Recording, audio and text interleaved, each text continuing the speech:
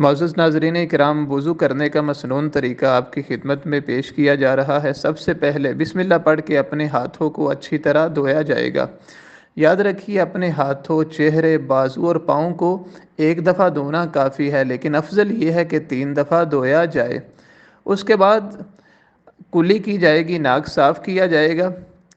اس حوالے سے نبی علیہ الصلوۃ والسلام کی سنت یہ ہے کہ آپ ایک چولو میں پانی لے کے آدھا منہ میں ڈالتے اور آدھا ناک میں ڈال کے، تو اس طرح بائیں ہاتھ کے ساتھ ناک صاف کیا جائے گا۔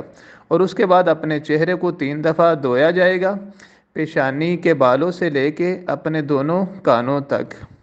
چہرے کو دھونے کے بعد مرد حضرات جو ہیں وہ داڑھی کا خلال کریں گے۔ وہ ایک چلو پانی لے کے بس جتنی داڑھی تر ہو جائے اتنا کافی ہے۔ اس کے بعد پہلے دایاں بازو دھویا جائے گا، ہاتھ کی انگلیوں سے لے کے کوہنی سمیت۔ پہلے دائیں بازو کو دھویا جائے گا اور اس کے بعد پھر بائیں بازو کو دھویا جائے گا۔ بازو دھونے کے بعد پھر سر کے مسح کرنا ہے۔ سر کے مسح کا مسنون طریقہ یہ اپنے ہاتھوں کو پانی سے تر کر کے سر کے اگلے حصے سے شروع کیا جائے گا اور اپنے ہاتھوں کو پیچھے لے جایا جائے گا، پھر واپس لوٹایا جائے گا اور اس کے بعد اپنے کانوں کا مسح کیا جائے گا۔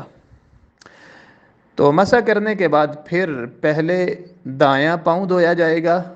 پاؤں دھوتے وقت انگلیوں کا خلال کرنا بھی مسنون ہے۔ پہلے دایاں پاؤں ٹخنوں سمیت اچھی طرح اور اس کے بعد بایاں پاؤں اچھی طرح دھو کے لاسٹ میں وضو کی دعا پڑھنا مت بھولیے گا۔